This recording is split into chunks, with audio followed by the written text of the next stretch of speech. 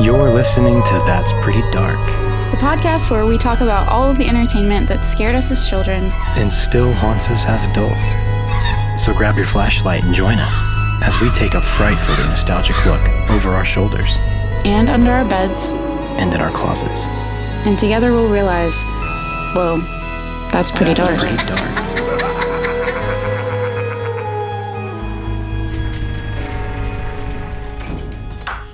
Yeah, self-applause. Feeling good. We're doing great. We're great at this. We're good podcasters. We're so good at this. Oh my God, it's unreal It's how good we are. The orators that we are. It's like, why have we done anything else with our lives? Why did we ever even attempt? Let me just turn up my jocularity to level 13. It's a good word. Jocularity. Do you know what else is a good word? Not in the literal sense, but in the imparting wisdom sense? No. What is it? I feel like you're so confused, as you should be. Okay. I am. So, as you know, I have OCD, anxiety type stuff, ADHD. I have racing thoughts, right? The whole world knows that you have this. The whole world knows this, and I'm okay with that. Please continue. But do you know what I learned this week? What? So, I'm not sure where I saw it. It was somewhere on the internet, but they said one of the best ways to cure racing thoughts or anxiety when you feel that ramping up, this listener, it's going to change your life. You come to the right place. When you're in one of those spells, yeah, all you have to do is mentally in your brain ask yourself, what is my next thought going to be? What? Everything crashes to a halt. There is no more racing because you can't predict what your next actual thought will be. What kind of magic is this? Did it happen to you? No. Okay. Because I was too busy thinking about what would happen. I thought you were going to say something like when you're, in front of a crowd, picture them all in their underwear. Oh, I mean, it's kind of like that. It's a hack like that because you're picturing all of your future thoughts in their underwear? Yes. That's what I'm getting at. Because then you realize you can't visualize all of your future thoughts in their underwear because you can't visualize your future thoughts. Exactly. Ding, ding, ding. You got it. I got it. But I'm just saying. Finally. I don't think my brain has ever sounded quiet. Ever. No, me neither. Until I did that to myself. I've always described my thoughts as like a tornado. Yeah. Mine are like fireworks. I've never had just very simple, basic. Me neither. Thought structure. And so, yeah, if you struggle with that like we do, fun tip just to kick us off. It changed my week, I will say. Because when I started to do that, my week has changed. I had a solution. I had a way to quiet the thoughts. I needed this advice this week because, man, let me tell you, this has been a hard week. I love that you've needed the advice this week, and I purposefully didn't say it to you because I was waiting to say it to you when we started to record. Thanks for nothing. It's been a long week. Yeah. I've had a lot to do. I've had a lot of really big boy conversations with other big boys. You're playing with the big boys now. Yeah. As they say in The Prince of Egypt. I have not. Well, okay, I've enjoyed myself, but I have not enjoyed myself. I much prefer the simplicity of a Saturday morning cartoon binge session. Don't we all? And you know what? Way better. That is what brings us here together today. But I've been looking forward to this all week. It's good to be back in the pocket. That's right. And you know what the best part is about this weekend? What's the best part about this weekend? Neither of us are locked inside of a really large house with a ghoulish skeleton monster. Well, speak for yourself, first of all. What do you have going on? No, I'm just kidding. The only ghoulish skeleton monster in my house is me, so nothing to fear here, guys. So your cats could have written this book that we're about to discuss. Pretty much. Wow. Before we get too much further into this, I'm Christian. Oh, I'm Kaylin, if you care. And you're listening to That's Pretty Dark. You are? That's pretty If you didn't mean to be, this is your cue. Yeah, you just found your way here. Welcome to our very strange corner of the internet world. Tonight, we are talking about a book. This is our second book report. The first was our Green Ribbons. Was it a series? It was a series, it was right? a series. Go back and listen to that shit. Yeah, it was good. It got wild. I was wine drunk on beheadings. French wine from Bordeaux the whole time. It was awesome. Guillotine. Tonight, we are discussing The Skeleton Man by Joseph Bruchac. And this is a gem brought to us by our graphic designer. Yes. Paige Garland. That's right. This was recommended to us by her. It was one of the first things recommended to us, actually. Yep. And I'm surprised it took us this long to get here. It's so true. But she said there's a copy on a shelf in her mother's classroom. So she's a teacher. Yes. And she said this book has gained a bit of infamy amongst her students. That's so crazy. When I was looking up my synopsis, this will be my, intro to it with you guys, because Christian's going to tell us all about it. I've never read it. A little bit. But when I looked up the synopsis, the ones that I found were, a lot of them were on Scholastic websites. Yeah. So I was like, this is a Scholastic Book Fair book. Oh, absolutely. And I'm shocked that I never came across this.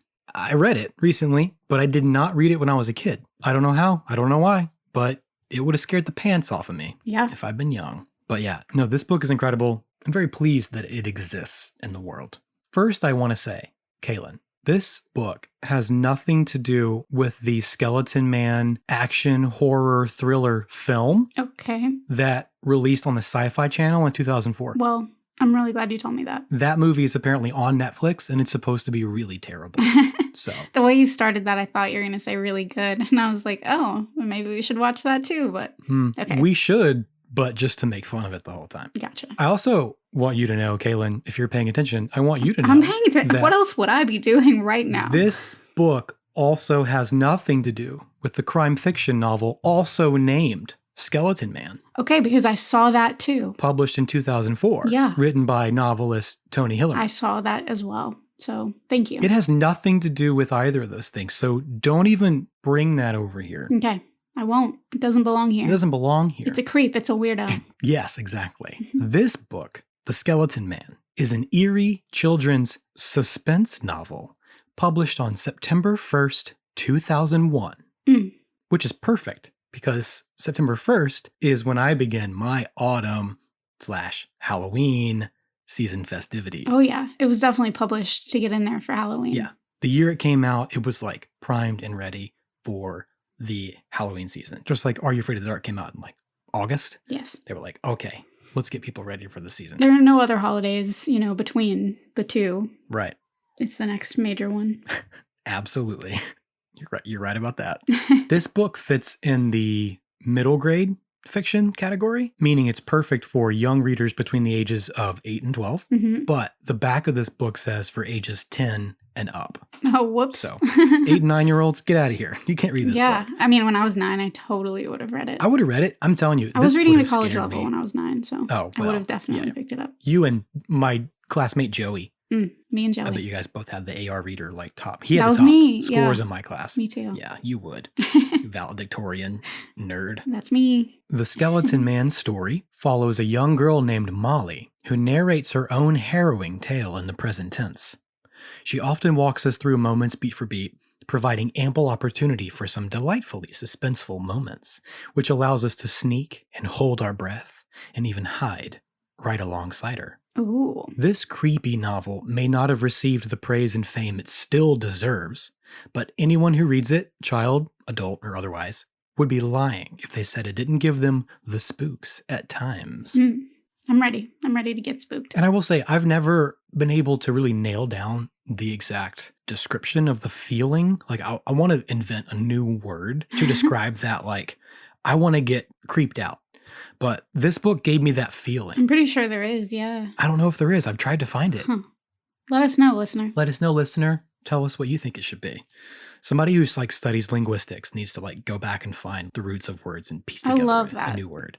Etymology. But yeah, it gave me that feeling, that creepy feeling that told me this would have scared me so bad as a kid if I'd read it. Wow. Probably in a good way. I don't know. There's a lot of positive to this story too. But one review I did read of this said that this book is, quote, a natural for under the blanket reading.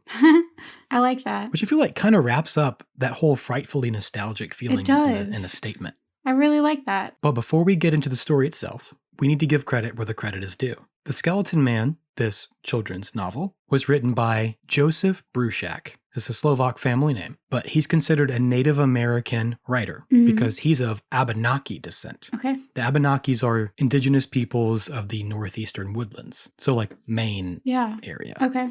He is a critically acclaimed author of more than 120 books.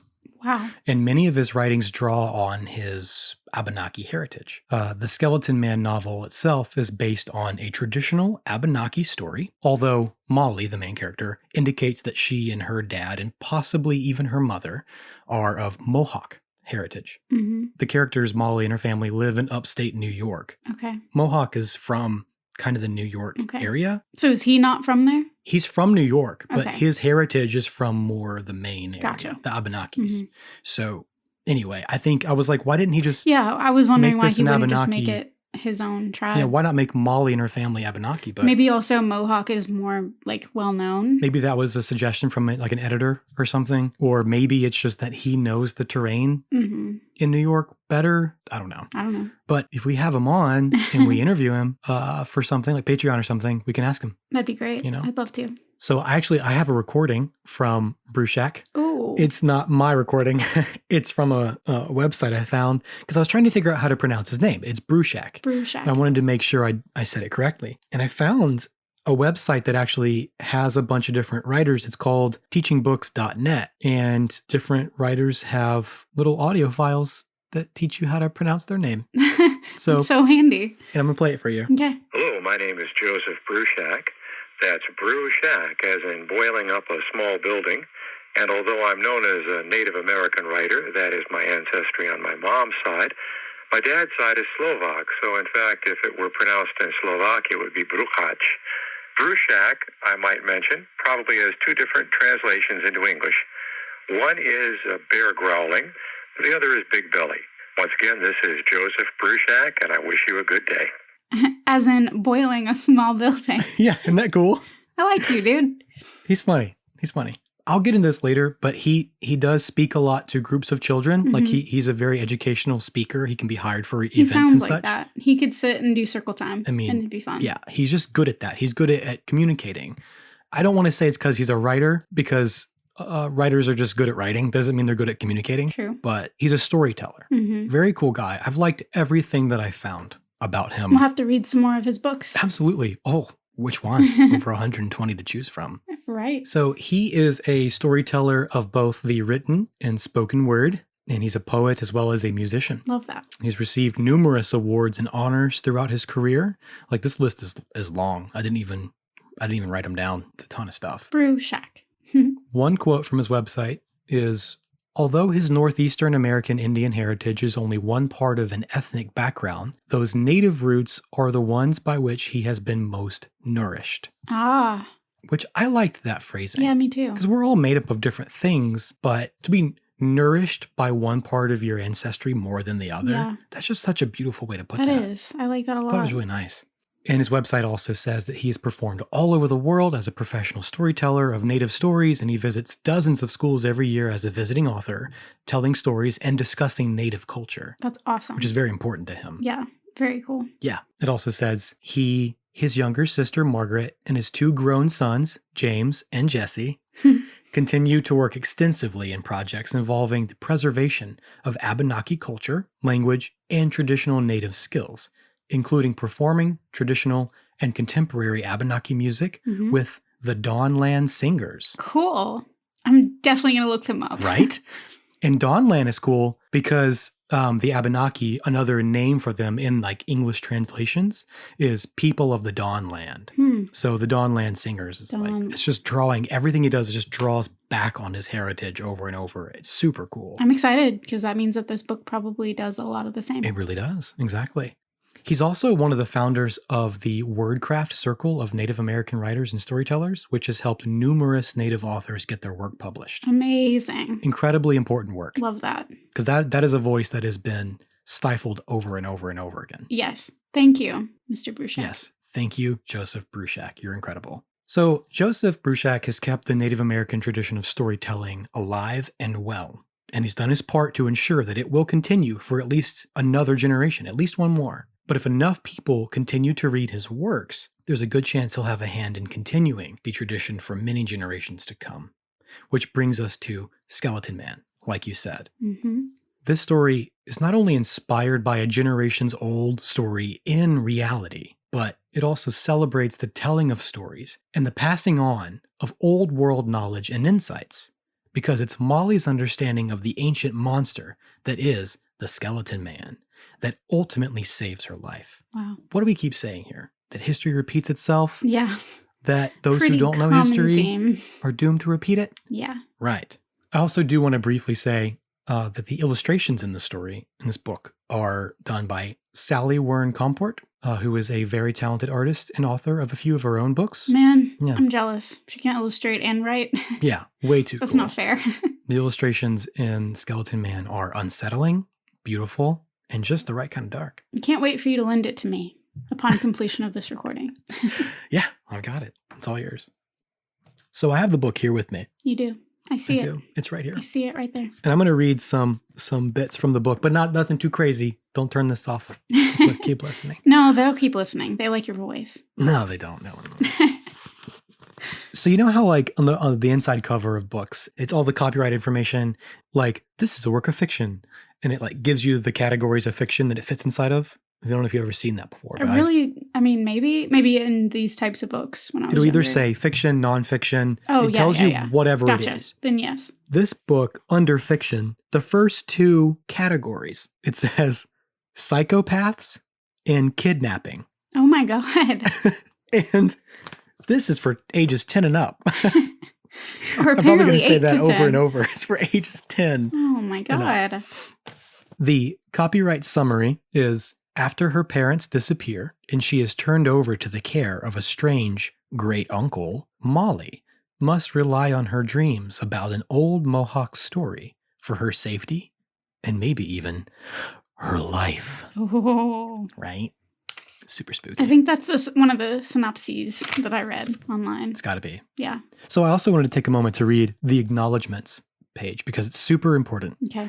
for this story and for a lot of the things that we discuss here on the podcast as a whole. Yeah, I feel like, we keep adding people to our roster of like the greatest thinkers and like creators for children in the horror genre, Mm-hmm. which, this is a suspense novel because they don't want to market a horror novel for Right. children, but Sure. suspense is much more fitting. But it has a psychopath and kidnapping. This is a horror novel, guys. Don't be mistaken, all right? This is what Joseph Bruchac has to say. I'm going to mispronounce these names and I apologize. He says, I could not have written this book without the many lessons I've been taught by such tradition bearers as the late Alice Shenandoah Papignon Duwastinta, Mm-hmm. grandmother Doris Minkler, and my great friend Gail Ross.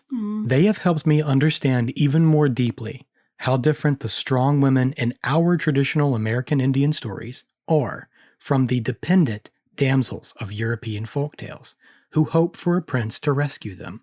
Not only do our Native American heroines take care of their own rescues, they often save the men too. Mm-hmm. Incredible. And so that's like the main theme behind the story, is that just because you're female doesn't mean you need to be rescued. Yeah, that is a fact. I'm here to tell you I've lived this in my life. It is true. And something else very interesting that I'll chime in here with is that in my research, I've been researching for an episode on Ferngully. Yeah. And That's coming up next. Yeah, and I wanted to dig into some of the like Aboriginal stuff, and I didn't get to as much of it as I wanted to. But there are a lot of societies. I started researching matriarchal societies, where are these or how many of them are there, because I know that they existed. And funny enough, the Mohawks were listed in some of the things that I read about as being more matriarchal and like respecting women more. I've read that too recently, than other cultures. So, and that I just came across that this week. That So, may be also very cool. why he made Mohawk. this family Mohawk. Maybe so. Yeah, because Molly's clearly going to be a matriarch of her family one day. Amazing. Yeah. So to dive into the book a little bit and set you up for all the spooky goodness. Okay. It's the first page. She's already living in the home with the uncle. So as she catches us up to speed on what's happening, she tells us that how she got here. You're probably wondering how I got here. She was home. It was a Saturday night. Her parents went out. We don't know where. To dinner, whatever. But she's big enough to stay home alone. I think she's in 6th grade, so she's like 11. Yeah. So her parents go out and they never came home. So she stayed up as late as she could, waiting on them. And then she fell asleep and didn't know they hadn't come home until she woke up Sunday morning.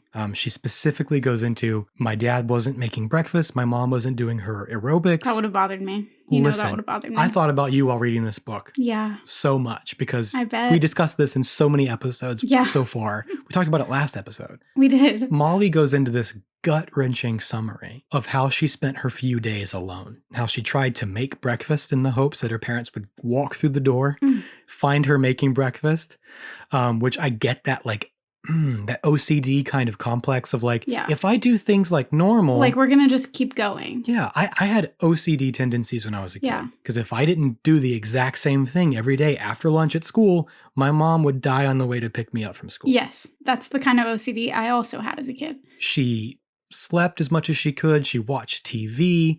She ate whatever was around. She ordered takeout pizza, had a pizza delivered. Basic things, but she never called anyone to help. Like, she never called anyone and said, hey, my parents didn't come home. Mm-hmm. She kept thinking they were gonna come home. She was convinced, but they never did. Man. It was difficult. I was like, man, I would have been I think that would have mess messed me up if as a I kid. had read it, at 11. I think that would have messed me up. Mm-hmm. For sure. For sure. Would have fueled that fear. Mm-hmm. But she believed if she were to talk to anyone about it, like her teacher or call the police or whatever, then it would mean something was wrong. So she was operating under the common denial that if you avoid the problem, there isn't one. And confronting the problem would make it real. Right.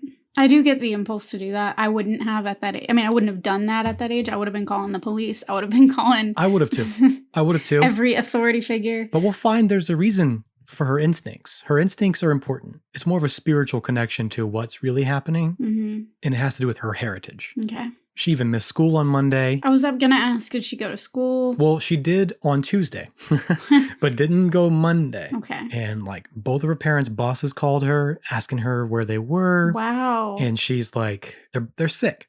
And she kind of says that somebody had to figure it out. When she goes to school on Tuesday, she turns in a note and she signed it in her mom's signature to like tell the office like, oh, I was out yesterday because I was, I was sick.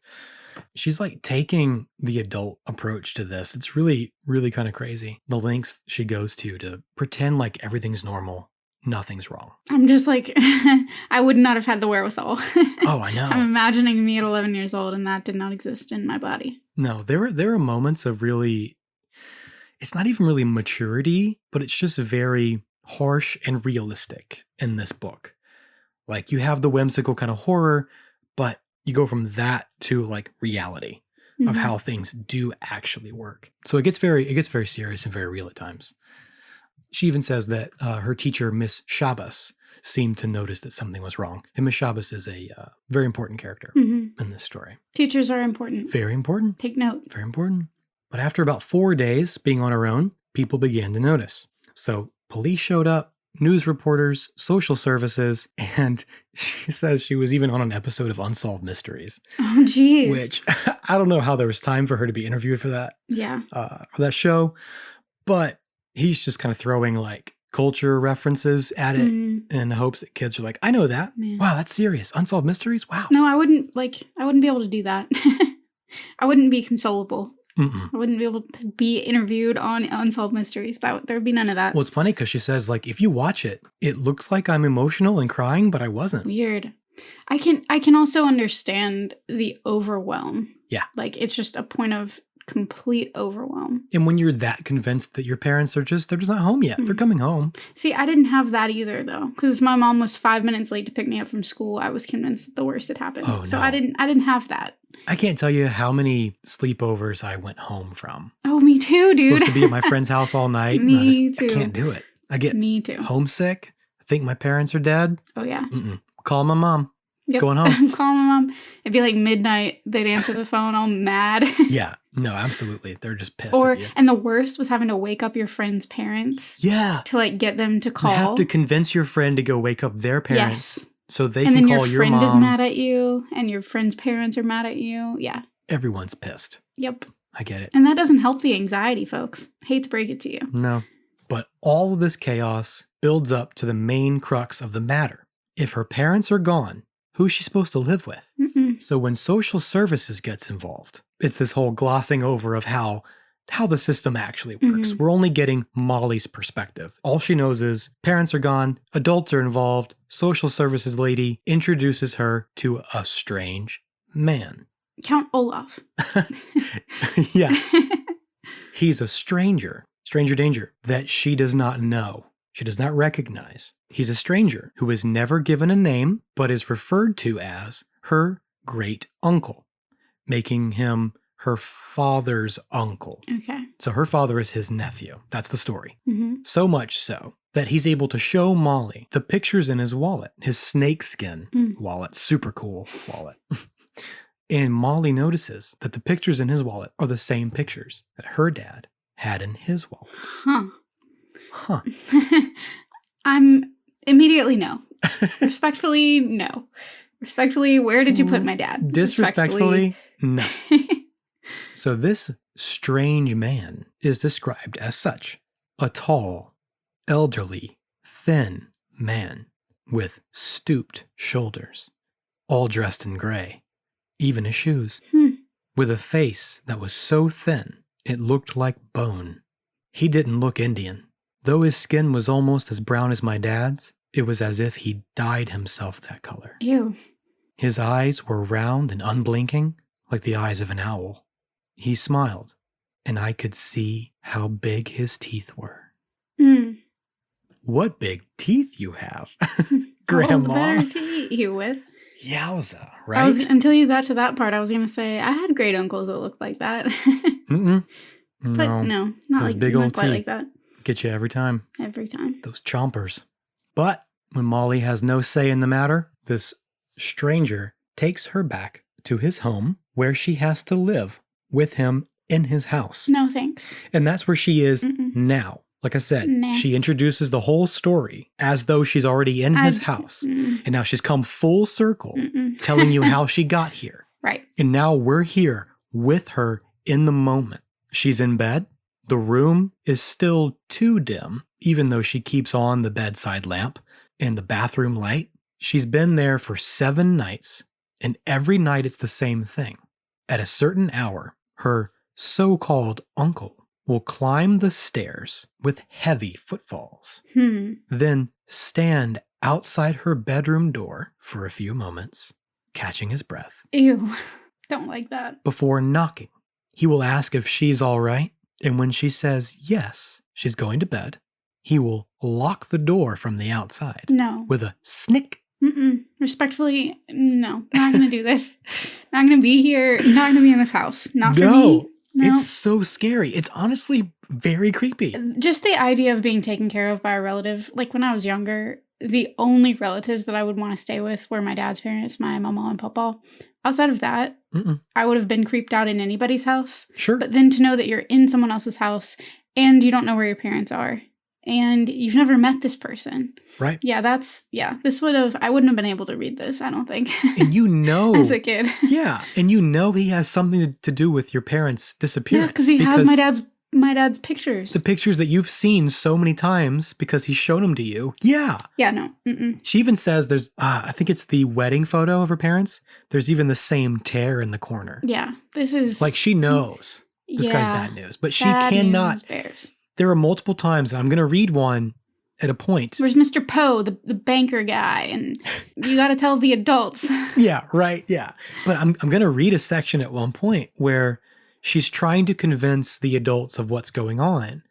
But, it's that same classic. She's a kid and they're not going to listen. Like in all of the things that we've read and talk about all the time, is that adults just completely dismiss children. Absolutely. Too many times. I have lots of thoughts about it. I know. That's why we have a podcast about it. Honestly. Yeah. But I also wanted to say here, the sound of the door locking is a snick. Snick. Like Saturday Night Nick. Snick. Snick. Okay, nice. So every time the locks are turned, it goes snick. I keep trying to make the noise. I'm like, snick. Snick. I guess that's it. Yeah. I don't know. But spooky. So as she's waxing on in her stream of consciousness way, she says she is scared. I am too, Molly. She says something is wrong and I don't know if I'll survive this. So immediately, if you're 10 to 12 years old or whatever, you're hooked. Yeah, that would have easily been one of the scariest things I would have read at that time. Oh, absolutely. If I'd read it in 2001, yeah. No, yeah. But present tense writing is very difficult. Like the other most successful novel I can think of is Fight Club. Yeah.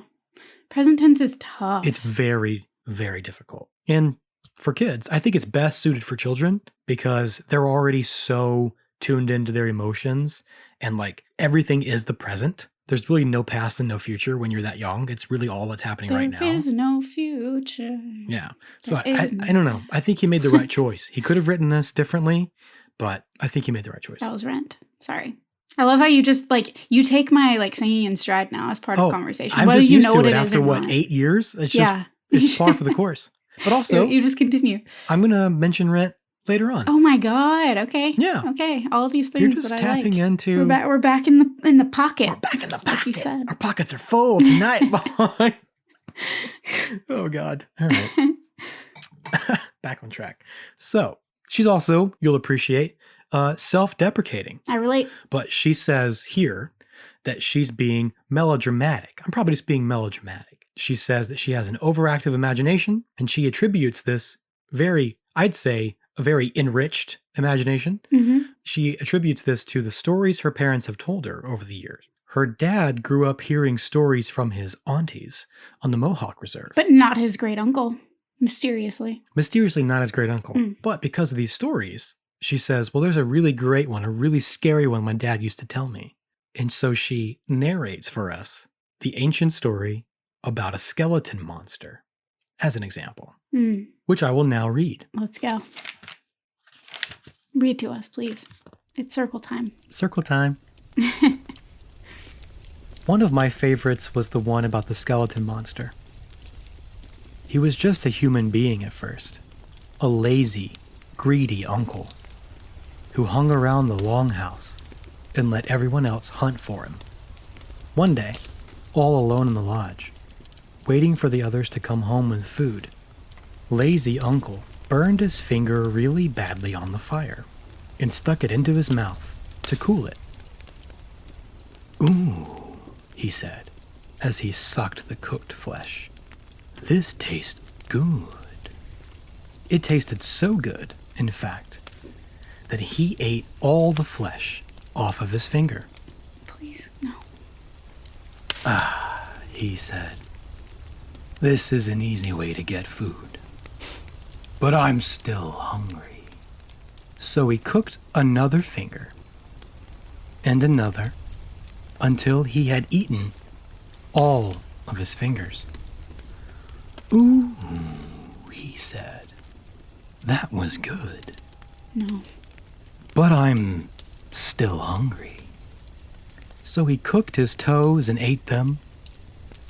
He cooked his feet and ate them. He cooked his legs and ate them. He cooked his right arm and then his left. He kept on until he had cooked his whole body and eaten it. And all that was left was a skeleton. When he moved, his bones rubbed together.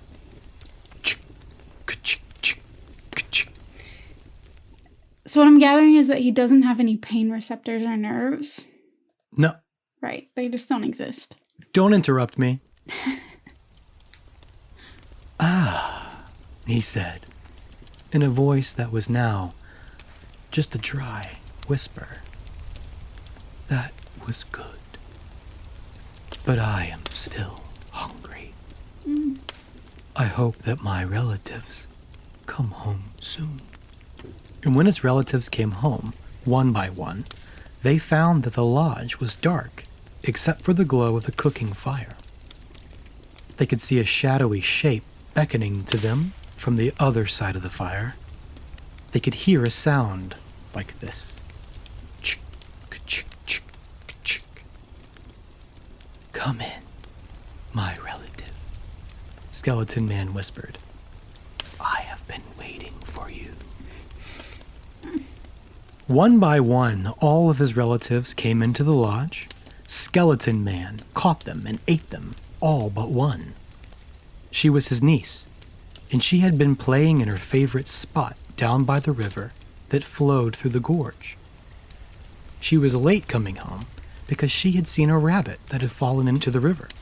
She had rescued it from drowning and warmed it in her arms until it was able to run away. When the little girl came to the lodge, she was surprised at how quiet it was. She should have heard people talking and laughing, but she didn't hear anything. Something was wrong. Slowly, carefully, she approached the door of the lodge. A strange sound came from the shadows within. Ch, ch, ch, ch. Then a dry voice called out to her. "My niece." skeleton man whispered. Come into the lodge. I have been waiting for you. That voice made her skin crawl. Yeah, mine too. Where are my parents? She asked. They are here. They are here. Inside. Ew. Skeleton man whispered. Come in and be with them.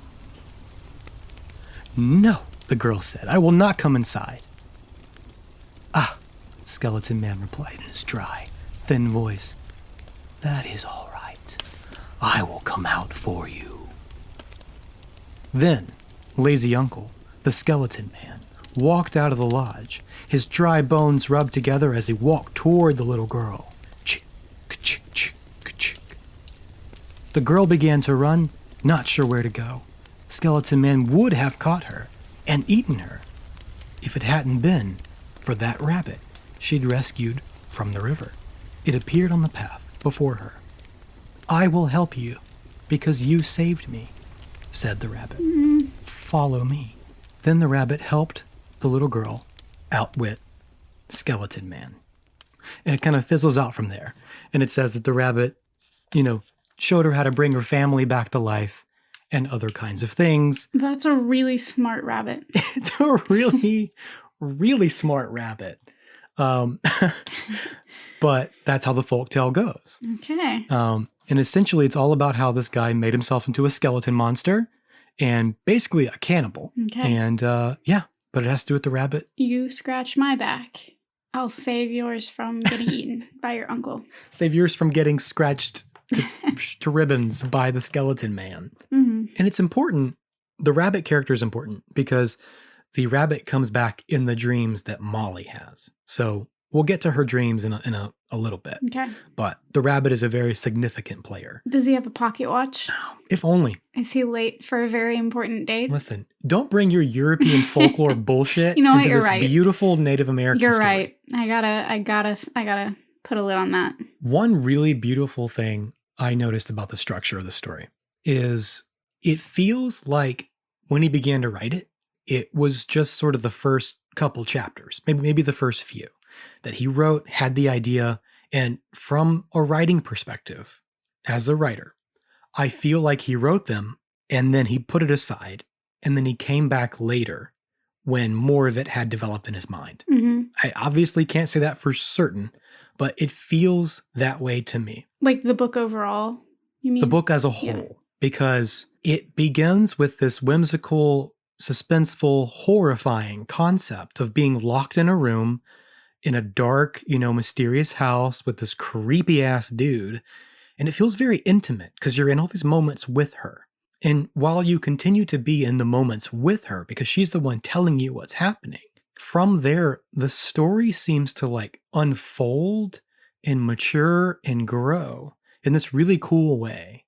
Almost like as he figured things out, he just threw new Mhm. details and new ideas and he expanded the world from there. Mhm. It's hard to kind of... Maybe the present tense has something to do with that, like making it feel very spontaneous. Yeah. You're right. I mean, that's kind of what I'm getting at is I wonder how much of that was intentional from the start and how much of it just sort of bloomed Mhm. as he was writing the story further. It's interesting. You also have to think about the fact that it's a young girl that's going through this, so she's maturing through the experience too. That too. And she's your narrator. Mm-hmm. So I don't know if it was this intentional just story structure or if it was supposed to be metaphorical or symbolic of her growth, her story character arc. That's cool. I mean, that's hard to do, so that's cool. if it was. Honestly, that's why I went back and made that note last night because I was that's a really good, not a good point. Talk myself up. I'm like, that's a really good. Christian, you just made a really good point in your own notes. It tripped me up last night. I couldn't go to sleep because I was thinking about it. Mhm. And it just one of those things where I feel like if we were to call him up and interview him, Yeah. I could just ask him. Maybe we will one day. So I've mentioned the big scary house that she's inside of. Mhm. But with the door that locks from the outside. Right. What's the setting? Where are we? What's happening? She's in this very large house called the Dark Cedars Bed and Breakfast. Hmm. And, well, that's what it was before her uncle bought it. Hmm. It's this large house. It's about 100 years old, and it's out in the middle of nowhere. It's far from town, but it is near a place called Three Falls Gorge, and it's all set in New York State. But Three Falls Gorge has to be fictional because I didn't find it in my searching for it on the internet, but I did find a Three Falls Woods. So there are 3 falls in these woods, but they're not big enough to be the location we need for Three Falls Gorge. Okay. Gorge needs to be huge. So he's created this. I think he's created this. We need a massive waterfall. These waterfalls are not very big. But this house is old and empty, but it's set up with a bunch of like really out of place modern technology, like modern appliances in the kitchen. There's an office with she calls it a personal computer. In 2001, that's what it was. Yeah, 2001. And she says that her uncle spends a lot of time in the office at the computer. So it's really out of place. It's very like anachronistic seeing this modern technology in this really old house with this creepy ass dude who really has no place owning like modern technology. Yeah. Because he's like a relic himself. He's practically made of bone. And if he did outfit the house with modern technology, it only stands to reason that it's for some like nefarious purpose. Like Exactly. Oh, I won't really get into that because that's toward the end of the novel, but you're right. There's a reason. There's a reason for the further technology. Yeah. I get into it a little bit, but not, all the way. No spoilers here. No spoilers. We don't go all the way. Well, home run. So she says the house itself isn't all that spooky. It just feels wrong. Like it's stuffy and it feels like someone's always watching. It's isolated. It's set far back off the road. The yard is unkempt, and there's a shed in the backyard that's locked. What's in the shed? What's in the shed? What's in the shed? Hey, what's in the shed? What's in the shed? What's in the shed? There's a long staircase that leads up to her room, which of course her uncle climbs every evening to lock her in. I would be running away. Well, there's a reason she doesn't run away. Uh-oh. And again, it all comes back to her instincts. I'd be looking for that damn rabbit. Oh, she finds it. Don't worry, she finds it. As you keep trying to say, this story is a lot like other stories. Yes. And I dove into this to figure out what came first. My first thought was that it was a lot like Coraline. Okay, yeah. And I found out this was published before Coraline. So I was very pleased to find that. Yeah. This was 2001. Coraline was published 2002. Wow. So they were being written at the exact same time. Yeah. They're similar in this way because of the large, mysterious house that they both live in, Molly and Coraline, with their family. Well, so-called family. As well as the monstrous villains that try to entrap and fatten up a young girl for the sole purpose of eating her. And the otherworldly dream sequences that involve talking animals. Really, Coraline is reminiscent of the Skeleton Man. Exactly. So when Molly goes to sleep, she has these dreams, and there's the rabbit that kind of guides her and leads her. Although the cat from Coraline, it suggested that the cat is the Beldam's long-standing arch nemesis.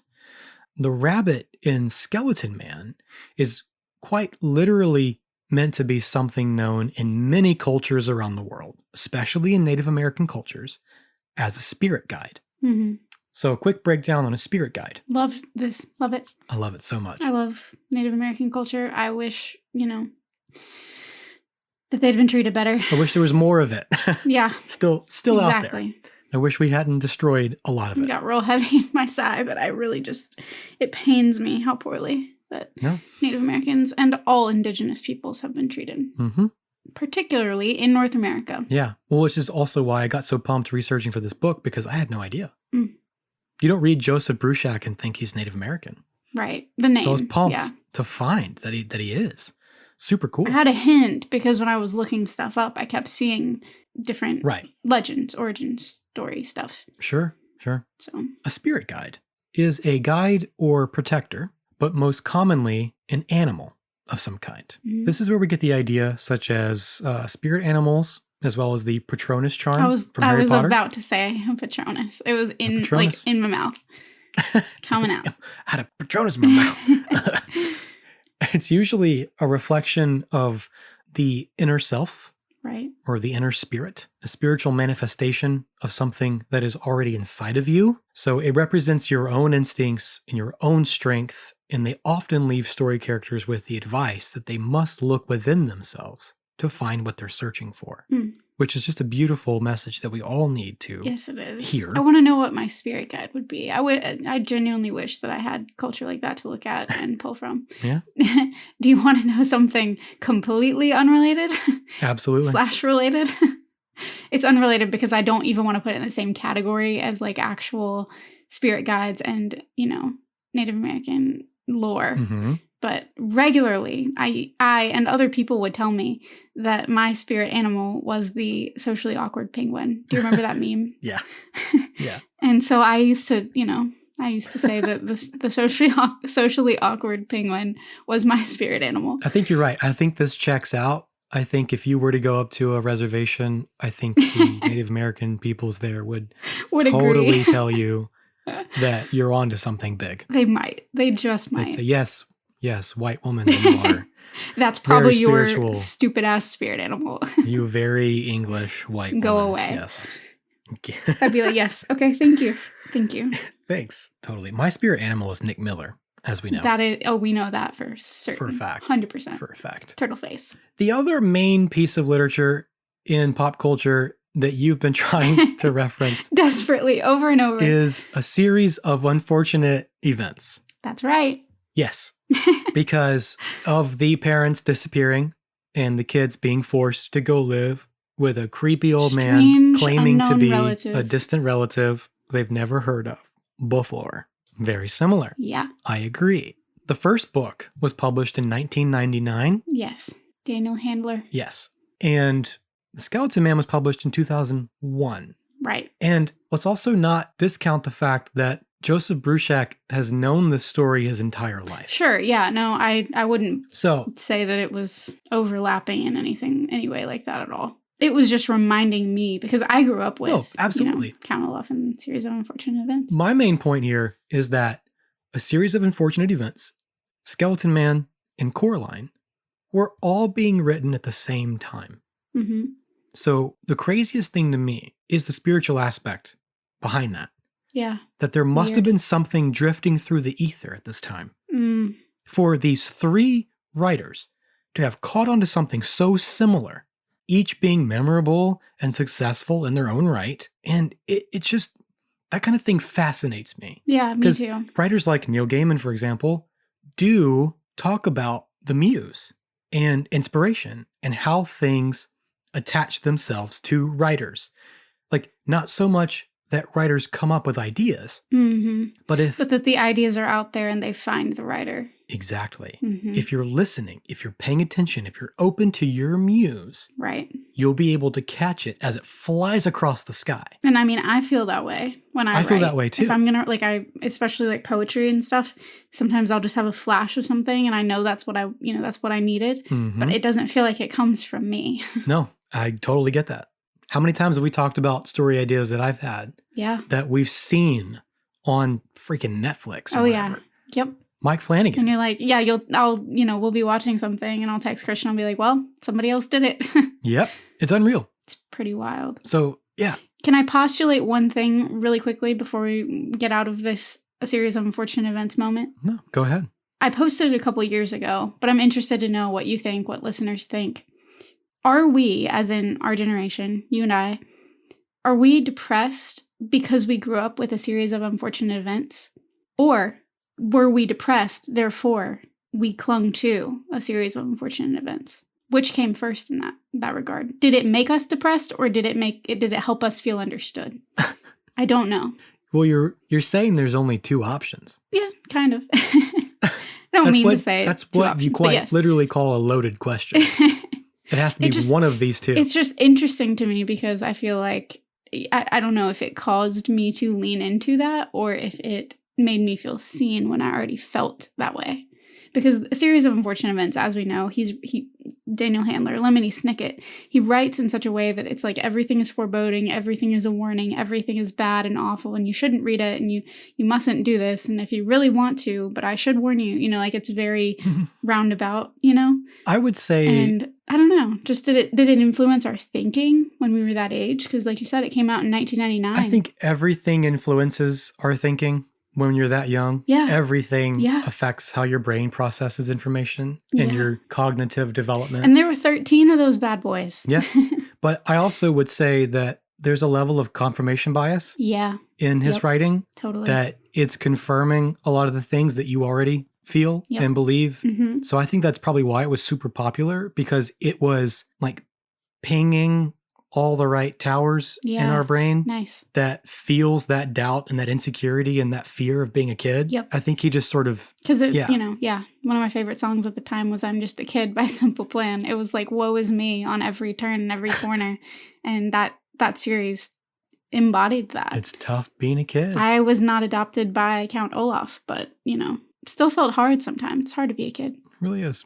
I don't know that I have an answer. Anyway, continue. Go ahead. Speaking of my 3 a.m. thoughts that waft through my brain. Sure. Speaking of kids that had a really hard time, who were adopted by really creepy ass people. Molly is independent, intuitive, resourceful, and determined. She believes without a doubt that her parents will come home, which she's braver than I am, and she's way more convinced of that than I am. Same. As a kid. Absolutely. So she goes so far as to lie to her parents' bosses so that nobody will think anything is wrong. No, I would have been sobbing on the phone. They would have known. Absolutely. I would have called 911 in a heartbeat. Yeah. She doesn't want to leave her home at first because she thinks that she needs to be there when her parents come home. Mm-hmm. And then later, like you said, you'd be running away. Later, she knows that she cannot run away from her great uncle's home because she feels like the only way she'll be able to get her parents back is if she stays and figures out how her uncle is involved. Fair enough. Touché, Molly. Touché, Molly. That'd be a really great, movie title or like a Touché, Molly. Title of something. Touché, Molly. But it's like the party drug and not a person. Undertones of the party drug. Yeah. Molly is loving and loyal and smart. She remembers many things her parents taught her, specifically the stories and the lessons to do with her own heritage and her family history, especially when it comes to paying attention to dreams and trusting them to tell her what she needs to know. When it comes to her own fears and doubt, Molly is braver than I ever would have or could have been at her age, for sure. She's exactly the kind of character that would have left an impression on me in a big way if I'd read this as a kid. And I really wish I had, because I think I'd be a better and stronger person because of it in a lot of ways. But she's sarcastic and fun and real. She comes across very genuine to me. I enjoy the way she's written. I think Joseph Bruchac did a good job. At times, it's very R.L. Stein, kind of silly. But even Stein's Goosebumps characters tend to come off a little bit like caricatures of children, not necessarily convincing children voices. But Bruchac did a good job. It's really hard as a...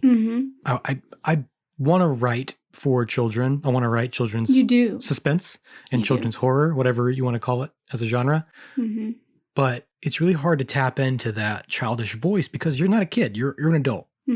And I struggle with that regularly because I keep thinking how would any kid believe that I'm writing convincingly, especially now? Wow.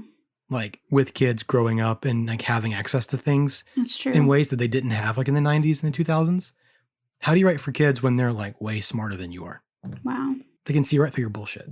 So I'm trying to think through that because I feel like when I was a kid, I identified with not an adult perspective necessarily, but I was always a little bit ahead of the game. So I don't know that I was ever I could tell really quickly if it was pandering and patronizing, and I didn't like that. Right. So I would prefer to just read as straight as it can be made, from an adult's perspective. Be treated like an adult. Like an equal. Like an adult, exactly. Yeah. And that's how I prefer to be spoken to as well. But then, I don't know. Generations are different. And then I have a hard time now, relating to kids, trying to be talk to kids in an age appropriate way, because I know that I preferred to just be spoken to as another person. So I do that too, but it's just, I don't know. Mm-hmm. It's tough. Yeah. It's interesting because you can't be what you're not. Yeah, totally. But like we laugh at a lot of the dialogue in like Are You Afraid of the Dark and other movies that we watch, because these are adults writing for kids. Dialogue for children. Very true. And it's hard to do. Yep. But Molly is complex. Despite all of her confidence that her parents are going to come home, she is still a victim at times, which I thought was very smart on the part of Joseph Bruchac, because she justifies the actions of her captor and explains away certain things. Stockholm Syndrome. You could say it's Stockholm Syndrome, but I would say it's almost just basic survival. She knows that he's in control. He's in control, and she's trying to figure out, like, how is this okay? How can I make this work? And it isn't until she realizes that, like, nothing's going to change, nothing's going to get better, something bad is going to happen if I don't do something. But it takes her time to get there. Mm-hmm. She has to sort of experience the complacent, this is all kind of fine, this is all going to be okay, before she realizes that it's not going to be okay. So she has to come to that realization herself. I'm going to get to that realization quick. I feel like I would have too. Yeah. In my life. Because she's more mature than I would have been in just the, let's feel this out, let's figure it out. I just wouldn't have had that presence of mind. Yeah, because once she gets deeper in and realizes that the only person who's going to save her is herself, she starts getting honest with herself and starts warming up to the idea of taking action. That did not happen to me until I was 24. Yeah, right. You say that you would have gotten things done quicker, but you're like, That's true. Yeah, I don't think I started to grow up either, take control of my own life until I was in my 20s. I mean, I would have been just hysterical is all I mean before that. But like, I definitely didn't take action and realize that the only person that's going to save me, quote unquote, is myself until I was like mid-20s, hardcore. Yeah. That didn't dawn on me until then. Mm-hmm. I'm still grappling with that myself as a 31-year-old man. It's wild. Oh, God. Existentialism. But Molly is still a kid. And like I said, she's goofy and funny and sarcastic, which is really important. It's a really important element for a scary book for kids. Because we see that time and time again in the works of D.J. McHale and R.L. Stein. Gotta have some humor. Yeah. And not only in kids' Gotta have some humor or kids won't listen. Kids won't watch. They won't. Yeah. No, but like even adults. I mean, like we talked about like in our Goonies series about how there has to be a balance of humor. Totally. For the harder times to be more digestible. A well-placed moment of silliness can go a very long way toward the ultimate balance of the world you're trying to build within the story. And also in real life. I was about to say in life too. Yeah. And one of the examples I wanted to read of the realism of her character comes in later when she's speaking with a school counselor about kind of what home life is like. And she knows that this person's not going to listen to her. It's another adult that will not listen. But she says, I know what I want to say. I want to say that I see him looking at me out of the corner of his eye in a way that makes chills go down my back. Even when I'm walking down the hall and going into my room, I feel like I'm still being looked at. It's as if eyes are watching me wherever I go in his house. I want to tell her that whenever he comes into a room, the air gets colder. Whenever I know he's thinking about me, I have the feeling like someone is walking over my grave. I want to say that he's not really a human being. He is something else. I don't know what. He's fattening me up. But if I say that, they'll suspect I'm nuts. I want to tell them about my dreams. But I know that if I tell Miss Rudder my dreams are warning me about the danger I'm in, she'll move from mere suspicion to absolute certainty that I'm lying. So she's like, I can't even tell the truth because these adults will just write me off. Yeah. So that's such a hard, that sucks. It's pretty smart. That sucks. And for kids to read that and kind of go, I know that feeling. Yeah. So it's kind of like what you're asking earlier, like, do these stories make us afraid and depressed, or do they just validate us and make us feel heard and seen? Yeah. It's kind of nice. It's probably that, honestly. Probably. Now I want to discuss the so-called great uncle. So, like I said, he has the same pictures in his wallet that were in her dad's wallet. He's this tall, skeletal old man who won't show his face to her and rarely interacts with her. Like when she comes down, he's like, come down to breakfast. He like hides behind the coat rack and like slips around the corner. What the hell? So when she goes into the like sunroom to eat her breakfast, he's passing through the door to like leave the room. Like he won't let her just look at him. He's got bony, pale hands with long, sharp fingernails. And to hide these, he wears gloves and he wears a wide-brimmed hat and dark sunglasses. He's always trying to like conceal his appearance from everyone, including her. And that tattoo on his ankle, right? Hey, the tattoo on the ankle. Well, his tattoo is, I guess, her thinking that his skin is dyed a brown color. Right. What is he wearing? Brown face? Ugh, Like, not good cool, grief. skeleton man. Not cool, skeleton man. He's removed all the wall decorations from the house. There are no paintings, no mirrors. He locks her in a room at night. And when she does get the school counselor involved, as well as a child welfare agent, they come to the house to like make sure she's not being abused. He has removed the locks from her door. And she even says he must have replaced the door frame because there's no indication of like screw holes or anything to show that there were locks there at all. So Olaf. Isn't that crazy? It's just like every time that you think that you've got them, you think that you have a valid, okay, I have somebody that's going to help me. I can show them this undeniable proof that this person is a bad person. And they always just kind of slip out of it. Yeah, it's crazy. Horrible. And as soon as they leave, she hears the drill upstairs putting the locks back into place. Oh my God. It was a really, honestly, a very beautiful like moment. If this were to be a film, her sitting there at the kitchen table, totally defeated, with just like the upstairs. Wow. That'd be crazy. And ultimately, she realizes that there are actually security cameras and he has CCTV footage in his office, which she said he's always in his office on his computer. That's what he's doing in there. Watching. Yeah, he's watching. Not again. And it's funny because we just discussed the CCTV footage. Yeah, we literally just did that. Captured Souls episode. And every night after he locks her in a room, he sneaks out to the backyard, to the shed that he keeps locked. What's in the shed? She sees him from her window, and that's her whole thing. What's in the shed? What's in the box? What's in the box? There's a lot of emphasis on the food that he feeds her.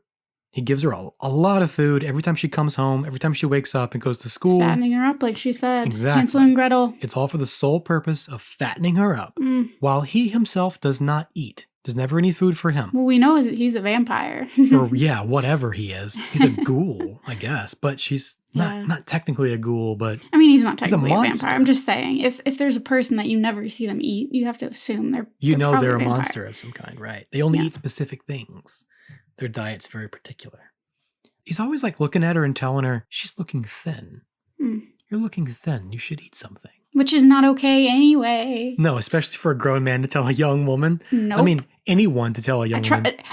Being a young woman who was told that by every adult human that I ever interacted with for my entire life. You're looking thin. Not okay. I did not happen to have an eating disorder, but if I had, it would have made it worse. God, right? Any commentary on appearance is just not okay. Don't comment on what's on my plate. Don't comment on what's on anybody else's plate. Exactly. Oh my God. It gave me a real icky feeling. I could jump on some soapboxes about that. And she says, if I ate everything he gave me, I'd get as fat as a butterball turkey. The main big thing here to do with the food, she's convinced that he puts drugs in her food. He's convinced that he's drugging her because the first night that he brought her home and he set her down at a table and had a plate of food, she was really hungry. She hadn't eaten much in days. So she ate the food, right? Without question. And she says, I started having a headache and my heart was racing and I felt like some kind of zombie. When I went to bed that night, I just conked out. I didn't even dream. And I will say here that it's incredibly important that she be able to dream because what ends up happening is she has dreams that are sort of a retelling of the skeleton man's story that she herself is living. And so you have the uncle, you have her, and you have the rabbit. And so she needs to dream because when she saves the rabbit's life in her dreams, the rabbit vows to help save her, to show her what she needs to be shown. It's just really nice because it's like this weird way, like he knows because he's this weird ancient thing. He knows that her dreams can save her. Yeah, I was going to say, he's trying to prevent her from dreaming. Exactly. Sleeping pills. He has to give her something Sleeping medication. that he knows will just knock her out and keep her from dreaming. Wow. And he thinks that she's eating the food, but, she does away with it. Mm-hmm. She never eats the food. She always throws it away. Smart girl. And this brings us to Miss Shabbos, Okay. her You said 6th grade earlier, teacher. yes, teacher. Very important woman. The joking name is that she's also known as Miss Showbiz, Ah, Shabbos, Showbiz, mhm. because she sings show tunes Nice. to the class. Yeah. She's me. Yeah, right? She's super quirky, eccentric, and she rouses her class with show tunes. She reminded me specifically of a teacher I once had. She was my music teacher Aw. a couple different years at my school. Her name was Miss Vaughn, and she would sing a bunch of songs all the time, the way that Miss Shabbos is described. She would just sing Aw. songs to her class. Miss Vaughn would sing to us. And I specifically remember, what's the main song from Rent? Seasons of Love. Seasons of Love. And then Phantom of the Opera. Like, she made us watch Phantom of the Opera. Mhm. We couldn't watch Rent at my school because No, we were yeah. a more Christian No. school. But I like that she sang it, though. anyway, so she reminded me of Miss Vaughn, and she's this ideal teacher kind of character. She has fun with her class, but she takes Molly's situation to heart. Mhm. Like, when Molly's parents first disappear, Miss Shabbos is offering to let Molly stay with her. Aw, stay with her. Yeah. She doesn't get to because she has no say. Right. She'll speak with Molly in private about what's going on at home, and she turns out to be one hell of a listener. She just hears Molly out Mm. and thanks her when Molly opens up and talks to her. We need teachers, folks. Yep. We need teachers like this. Pay teachers more what they're dealing with right now. They Exactly. deserve so much better. And she lets Molly know that she's available and gives her like her home and cell phone numbers and says, like, call me anytime. Mhm. And so when that leads to Molly feeling comfortable, opening up to her, she's able to tell her what's really going on. And Miss Shabbos is able to take action and force other adults to listen to Molly, to take her seriously in a way that they might not have really listened to her if she'd just gone straight to these other adults. So what's cool about her is She's an advocate. she's an advocate for her. She listens to her. And once Molly does tell her what's going on, she doesn't take away Molly's autonomy and doesn't force her into doing anything she's not comfortable with doing. But I'll say this. If she had forced Molly into talking to her, the way parents tend to do in an overbearing way, or other adults, Mhm. Molly could be uncomfortable, backtrack, not tell her what's going on, Right. because she feels, again, like talking about it makes it real, makes it scarier than it needs to be. And if an adult is coming at you with like, hey, something's wrong, you need to talk to me about this, Mhm. you can shut down. It's such a fine line because obviously, like, you want to protect the child. And in a real life situation, it could really be like life or death. It could be, something really terrible. Yeah. So it's like, it's such a fine line to gain trust without, Mhm. putting the child in more danger, basically. Absolutely. That's tough. So more than anything, Miss Shabbos is a hero. Ultimately, Molly saves herself, but like the rabbit in the dream, Miss Shabbos helps provide Molly with what she needs to help herself. Like the rabbit is more of a direct assistant Mhm. because the rabbit is Molly. The spirit guide is the spirit inside of you. Like it's just a manifestation of yourself. Right. Also because in your dreams, everything you dream is I you. was gonna say it's a dream too. But Miss Shabbos is an indirect assistant because she can only assist Molly, not save her. Like she can't actually save her. Right. So Shabbos is this beautiful example of what an adult, a parent, a teacher, a mentor, etc. should be for a child, because you can only give a child the tools they need to succeed. You can't do it for them. And you can't tell them how to find success. Hmm. So it's a nice allegory. Thanks, Miss Shabbos. Showbiz. Miss Showbiz. And now to get into the Native American heritage Yes. and imagery. I'm ready. One of the most impressive things Joseph Bruchac does is how he introduces Molly's heritage to the reader. It's very important to Bruchac to break stereotypes in children's literature, Hmm. which is important work anyway. Yes. And he had to know, writing this, making it his life's work to write this kind of stuff based off of Native American stories and heritage and history. Very few readers of this story would ever be familiar or comfortable with an authentically Native American main character. Hmm. But how he handled this was super effective. There's an interview he did with someone named Klaus von Zastro for a Read Across America series. Yeah. And this interview was Motivating Young Readers, an interview with famed children's book author Joseph Bruchac. And this is a quote from the interview from Joseph Bruchac. I think that we are facing some of the same problems we've been facing for the last few hundred years. That stereotypes of American Indians that existed in the time of Fenimore Cooper still keep turning up. I find it a kind of cultural blindness that exists towards American Indian cultures on the part of the majority culture, and it is evident still within children's literature. Mm-hmm. I find myself still going into schools and having to help kids unlearn the stereotypes Yeah. that are still being presented to them in books and in classrooms. Mm-hmm. And I find it important in my writing to try to present images of Native children that are both accurate and positive. I don't mean going so far in the other direction that I exaggerate the positive. I intend to be realistic. But on the other hand, I want people to recognize human beings as human beings first, whatever their background may be. Mm-hmm. And that's what he does in the story, because little by little, he begins to introduce the fact that Molly is Native American, Mm-hmm. Mohawk, not quite the status quo of most American children at the time. It's a gradual reveal. Yes. So you already relate to her by the time you know Yes. that she's Native American. He doesn't throw it in your face. It's kind of unfortunate that it has to be done that way, almost. Like, I mean, it sucks. Oh, totally. But I do appreciate that he's just giving the person is a person. The Mhm. person is relatable for the reasons that she's relatable to the reader. And then before you even know it, you've put yourself in somebody else's shoes. Absolutely. Which is what reading's all about in the first place. Absolutely. Well, it's just good writing because, I mean, the first rule of storytelling, well, writing, not storytelling really, but is show, don't tell. Yeah. You want to introduce concepts and atmosphere and feelings without telling them. Right. Not, I'm a Native American child. Right. Like, Yeah. Over explaining or exposition. But that goes for anything. yeah. Films too, by the way. Film too. Anything. You want to be very subtle and clever and let the audience draw their own conclusions without having to specifically tell them something. Right. And that's just good writing. Yeah. So as far as agendas go, I'd say this is a very positive one.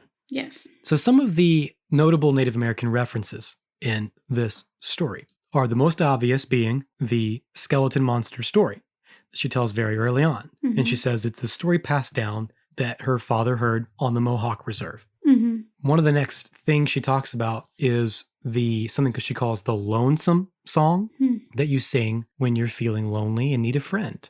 So she sings this when her parents are missing in those first few days. Break my heart. She says that if there's a friend that hears you, they will sing it back to you Oh, and you'll know that you're not alone. it's like an echo. Kinda, yeah. But she says even though she didn't hear anything, it helped her feel less alone and it helped her fall asleep. Wow. There's a scene where there's a big storm when she's in her so-called uncle's home and there's thunder and lightning, and she recalls how her dad told her that thunder is the rumbling steps of the Hinos, the thunder beings who live in the sky. They're good guys who throw down lightning like spears to destroy monsters. Nice. I feel like I've seen that. Like my mind is giving me like a cartoon of clouds throwing down lightning bolts like spears. Oh, it's making me think of the It almost in my head it almost looks like Schoolhouse Rock style, but I don't think I was it going to say Schoolhouse Rock. it's not. I'm thinking of like Heat Miser and Snow Miser. Yeah, it's probably from one the of those, Christmas. yeah. Yeah, That would make sense. because I guess it'd be Snow Miser throwing down. Did he do lightning bolts? I don't know, but I can see a cloud throwing lightning bolts. Something like that. We're I don't stealing appropriation. We're stealing it right away. know. Well, I'm sure that's existed in many cultures, not just Probably. Native American. So Unless we they were didn't like, call them- we're the we didn't- Yeah, I was Hinos. gonna say the Hinos. We're the Hinos. But like that's the kind of like OCD justification. Like you're a kid, you're lying in bed and you're trying to sleep and there's lightning. You're like, okay, well, it's just the lightning. It's just, They're getting rid of the monsters. they're killing all the monsters out there, Yeah. all the scary, scary monsters. It's like, it's a nice comfort, you tell yourself. That is a comfort. Yeah, because storms, used to scare me. I would justify things like that all the time with my own fictions. We used to say it was the angels bowling. The angels bowling, that's the thunder. Yeah. That's cool. That's cool. We didn't actually believe it, but we did say it. Yeah.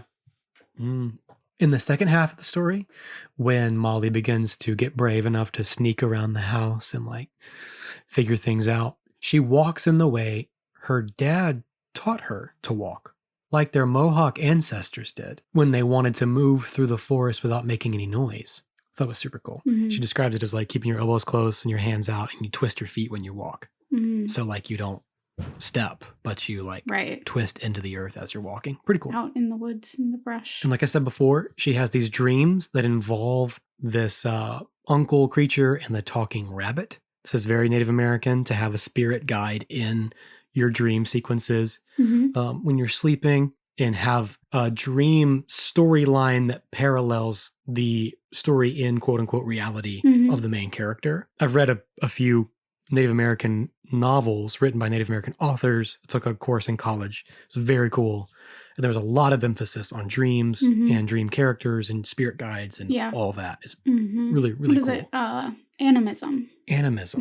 Native American animism. When like everything has a spirit. The tree, it, it's an atrocity. I know. But Disney's Pocahontas, which I loved as a child, and I understand that it was completely wrong Yes. in all the ways. Joseph Bruchac has a book called Pocahontas. Oh, I need to read his. It's the story of Pocahontas, the true one. The real one. The real I one. need to read his, but Yeah. Every rock and tree and creature has a life, has a spirit, has a name. Mhm. All that is animism. I wrote a paper on that in college. No, I think there's a lot to that. There's more to it, as we discussed in the Captured Souls with the aura photography. Yes. Yeah. With how that's true. everything Oh, has a that's true. life Man, force behind it. tying it back in. And you can take pictures of it and you'll see the The biology, the chemistry, Yeah, it the all is biology. electromagnetic, kind of, sort We're of. all the same thing. We're all carbon based, all right? Lots of water. Lots of water. Well, some people more than others. Buzz hollers. I hear him. How? So like I said, the dream that she keeps having is an updated version of the old Skeleton Man story. It's better suited to her current situation. She lives in a dark cave with a frightening figure that's hunched in the corner and won't show her his face. And he keeps sending her out to check the snares to see what they've caught for food. Mm-hmm. And she's wearing deerskin clothing and moccasins and a rawhide bracelet, which she says Mohawk children would wear to make sure they woke up safely from their dreams. Mm. It's clearly meant to represent a time from hundreds of years ago that directly parallels her current reality. Mm-hmm. And the uncle in the dream, this hunched figure, continuously grabs her arm and feels her arm to see if she's growing fat or if she's still thin. And he continually tells her over and over, "You must eat and grow fat." Mm-mm. Super spooky phrasing. Eat and grow fat. Yeah, stop it, dude. I know. And in her dreams, she chooses to save the rabbit's life, and the rabbit helps her. The rabbit says, "Now I will tell you what you must know. The one you think is your uncle is not human." Super Well, spooky. I didn't think of him as my uncle. I was not convinced, so. Yeah, but not human. And she says at one point, "Trust your dreams. Both my parents said that. That's our old way, our Mohawk way, the way of our ancestors. Mhm. Trust the little voice that speaks to you. That is your heart speaking." Mhm. So a lot of Native American folklore and logic and just history there. That's Yeah. really, really nice. Tradition. Tradition. That's the right word.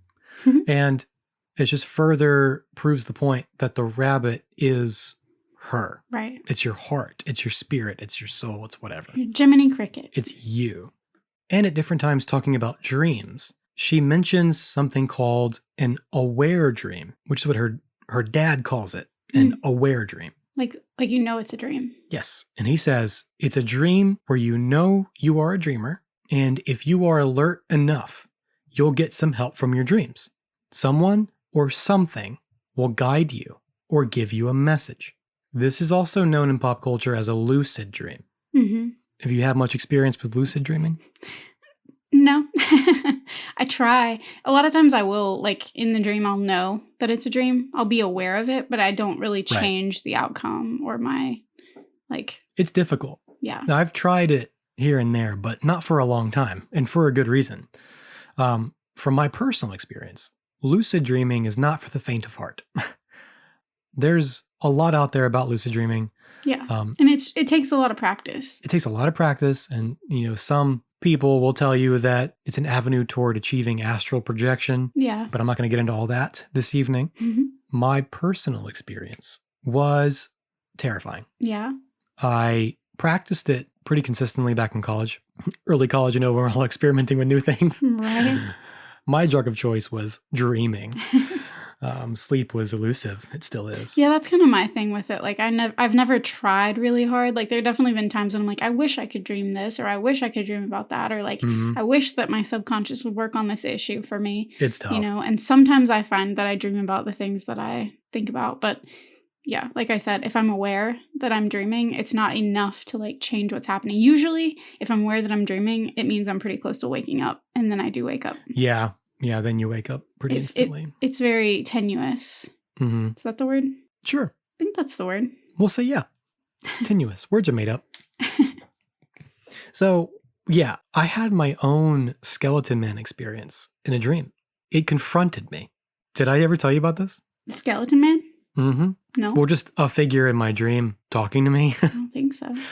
Okay, so very quickly, I had this dream when I was in college. I was actively trying to lucid dream every time I dreamt, trying to bridge my conscious brain with my subconscious brain, or the unconscious, whichever it is. I need rest too much.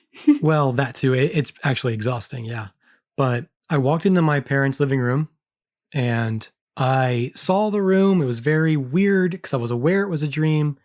It was very dark. And when I turned the corner, there was this skeletal thing standing in the middle of the room. No. And it walked up to me like this with his hand Ew. covering his face. He's covering, yeah. His hand was all bone, and behind it was a skull. Wow. And the Grim Reaper. Kinda, yeah. And he walked up to me, and I couldn't see his face, but he was very close to me, like a foot from me. And I don't remember the exact phrasing, but he said, "If you ever try this again, I'll make you regret it." Ew. Do you know what, though? That is nuts, first of all. Yeah. Like, no thank you. Having gone through the journey that I've gone through, really, like, in the last few years with, like, deconstruction and all this stuff, do you think maybe that was some weird, deep part of your subconscious that's just been so taught? Like, because not to say my parents would be like, oh, lucid dreaming is bad, but, like, in general, evangelical Christianity kind of steers you away from any type of anything that helps you to trust your own intuition, be it lucid dreaming, be it therapy, right, in some circumstances. So do you think maybe it was like a deep-seated fear of going that deep into yourself? Very possible. Because I can see that being true for me years ago. It was either exactly that or... you access something. Yeah, or other dream lore is true, and you can access things that are not of yourself. Right. And there was something actually there threatening me. Right. I don't know. Yeah, I don't know. I can't say which it was, but that's just a... I'm not an expert on dreams. Question. But it was super spooky. Were we just... So recently we got together for Christian's birthday with some of our friends, his friends, and we were having this conversation with our friend Luke about, like, how well do you know yourself really kind of thing, and how much of yourself can you actually not know? Like, I think Luke asked the question, what percentage of yourself would you say that you know? So we were just like, at different points in our life, like, do you feel like you know yourself better now than you knew yourself when you were, in high school or whatever? Yeah. And what percentage? And then, but the ultimate answer obviously is that you can't know what you don't know. So right. No one can ever really have an accurate answer to that question. But I certainly know more about myself than I did back in high school. You only know how much more you know than you used to. Yeah. Yeah. Pretty much. That's the only measure. It's like trying to measure. I've read an article today, sidebar, about measuring the rate of expansion of the universe. Yeah. And I was like, how do you even begin to know that? And they're like, this is how much the universe expands per second. Yeah. But yeah, it's kind of the same thing. It's just as... you can only know things relative to other things. Because it's all compared to what's already been grown. Right. You don't know beyond that. Anyway, sorry. Crazy. No, it's wild. It's wild. If anybody else has skeleton man experiences in their dreams, I want to hear about it. Yeah. Have you guys seen a skeleton man? Anybody. Or a rabbit? Anybody. But I did talk to a guy at a party once, and he was like, you should have kept going. Yeah. Bulldozed Just past to that know, guy and yeah. kept going. That's wild. Maybe one day I'll revisit that dream. We'll see what happens. Go find that man. Find that skeleton man. Ask him to tell you the secrets of the universe. That'd be cool. Be really cool. Maybe he's my spirit animal. Maybe he was A skeleton. and he was only trying to scare you, puff up and be big, and scare you because he was nervous. He just made a bone. He's nothing. Yeah, he's nervous. Don't come back here or hiding behind his hands. Yeah, I'm gonna kick you real hard. I'm gonna get you. My bony toes. Kick you. Speaking of skeleton people, it's a segue. Speaking of Transition. I had one more quote from this interview, the Read Across America interview he did. He was talking about how Skeleton Man is great for reluctant readers. Stories like this one and like another one that he mentioned of his own are really good for kids that hate to read because they're exciting and they're useful. I was one of those kids who was a reluctant reader. I hated to read. Crazy, because I loved to read. And it's wild that I love to read now and I want to write. Wow. Because I hated it so much. Like I remember just throwing fits because I had to read for school. No. I would throw fits about math and like multiplication tables, but same. you couldn't keep me away from a bookshelf. I didn't want to read or do math. I don't know what's wrong with me. But, I was one of those kids, and that's why I was drawn to things like Goosebumps and Harry Potter because Series of unfortunate events as well. Series of unfortunate because events. it's that suspense that keeps pulling you in, and then suddenly you forget that you're having to do the chore of reading because you care about the story. Right, because they're scary and they're magical and exciting and they're informative. Like they reveal secrets about the world that only like you and the characters know. Like you feel like you're learning secret things, which is really cool. So Joseph Bruchac is inspiring to me because those are the kinds of stories I want to write that will inspire a love for reading in kids who hate reading.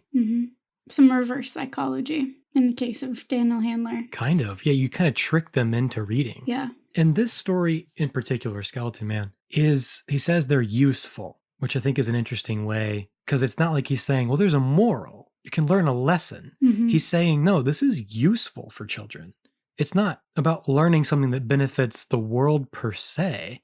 It's benefiting the reader. It's kind of an Ayn Rand, Atlas Shrugged approach to like, no, these need to be informative, useful stories. And he says that that's kind of a key element in the tradition of native stories is they say that their stories have to be interesting and useful. It should be a tool in your tool belt, so to speak. Exactly. And I think reading works that way in general, though. You're always getting an experience that you wouldn't have otherwise, and that's expanding your horizons. Even if it's not teaching you a skill necessarily, but things like this, they're teaching you to listen to yourself. Listen to your, also listen to your ancestry and the instincts draw from that. Huge. Yeah. Those are major themes in this story. And I wrote down a few takeaways and lessons learned as I categorized it in my notes. I would say that this story teaches kids to speak up and talk to adults that they trust when things don't feel right, especially important for people who experience like really difficult or traumatic things. Yep. And they feel like they can't tell anybody about it. Yep. Because that's a major problem. Major problem. People feeling like even if they did speak up, one, either no one will listen to them or it could ruin their, I don't know, relationships, their careers, their whatever. Yep. People are so afraid to speak up. Totally. That they just don't. Totally. I have so many feelings. So many feelings about this. And okay, you guys, very relevant, a little bit sidebar. I have been trying since it came out, which it came out at the beginning of the month, to get Christian to watch this new documentary that came out about Spring Awakening. Oh my God. Which is this, but it's that entire theme. Yeah. It is speaking out, speaking up, talking about it, making things known, creating space for things that are always pushed under a rug or dismissed, or, when the adults aren't paying attention, the devastating consequences when adults don't listen to children, don't listen to their plight, don't listen to where they are in life, and what that can do. Right. And by the same token, when they created Spring Awakening, it gave hope and it was a beacon to kids who had experiences like this, and they would write letters to the cast detailing their experiences they had never shared with anybody. Wow. So it was giving a space to talk where there was none before for a lot of people. But unfortunately, these abuses and these, experiences that are these traumas are far too common. Yep. And creating that space with art is invaluable. Just absolutely invaluable. Totally. Creating the space to, talk about that trauma, but also the example of what will happen if you don't. Wow. Just as important. Yeah. Go watch it, y'all. And read Skeleton Man. Yeah, that too. Because it also teaches kids, and in this case girls, that they can rescue themselves Amen. if they choose to be brave despite their fear. You might be afraid, but that doesn't mean you can't do what needs to be done. And you don't need to be rescued because you already have what it takes inside of yourself to rescue yourself and possibly even save others in the process. Man, all of these things tie together so well. Don't they? They just do. Yeah. Look forward to Fern Gully next week, y'all. We're going to go even Coming deeper up. into these themes. Yes. If you like this, there is more where that came from. And like you were saying, Molly's like heritage and her instincts, right? It's You have to learn the ways of your people. yes, in order to save herself, she must trust and embrace this and listen to that inner voice inside of her. If something feels wrong, it probably is. Worst case, you overreacted. Big deal. Right? But Molly covers that in the first 2 pages. Maybe I'm being melodramatic, Mm-hmm. but at least I'd be safe if that were true. Exactly. You know? I feel that way. I'd rather overreact than underreact. Mm-hmm. Me too. Especially if I've got a creepy skeleton man locking me in my room every night.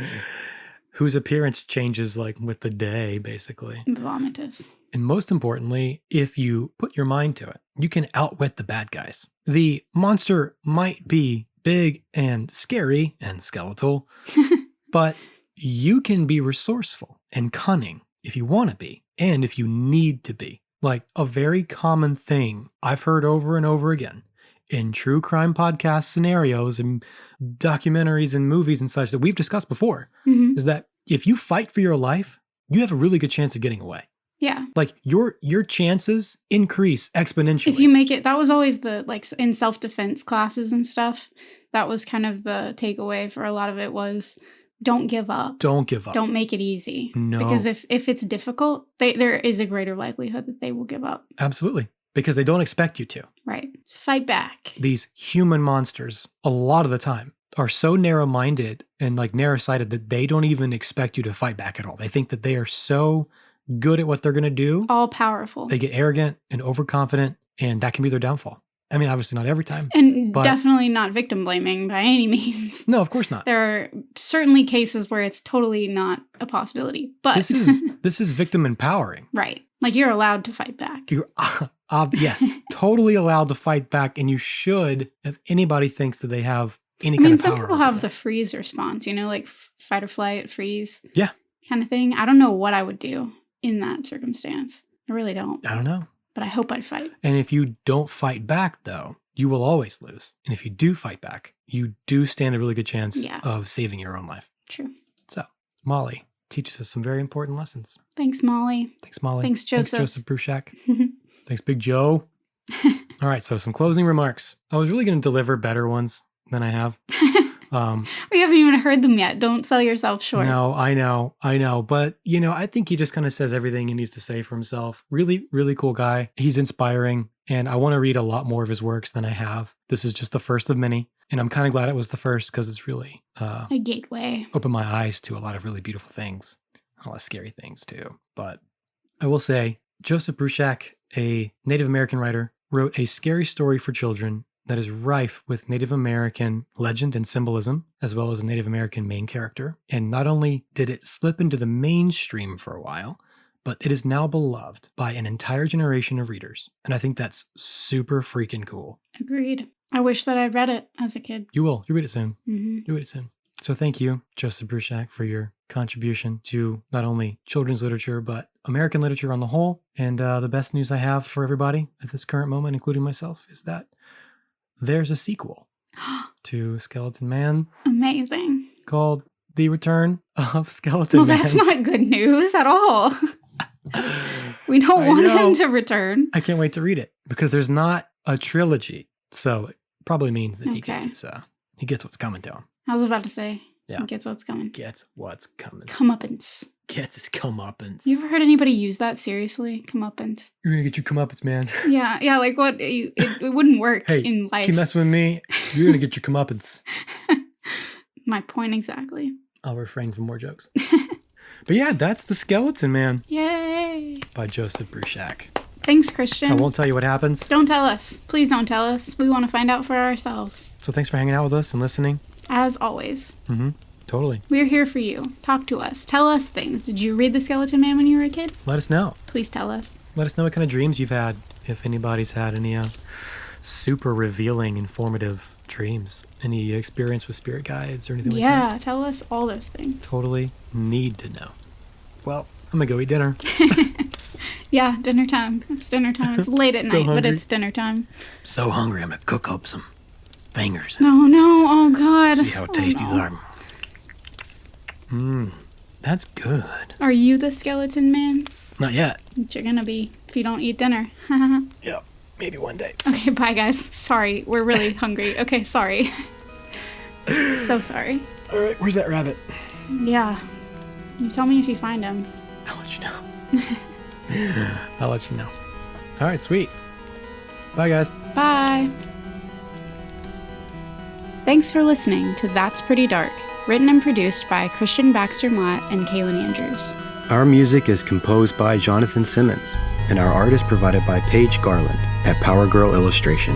Join the collective nostalgia and follow us on Facebook and Instagram at That's Pretty Dark Podcast. Share your experiences and let us know what shows, films, or villains still haunt you from childhood at that'sprettydarkpodcast@gmail.com. Remember, you're never really alone. So until next time, sweet dreams, everyone.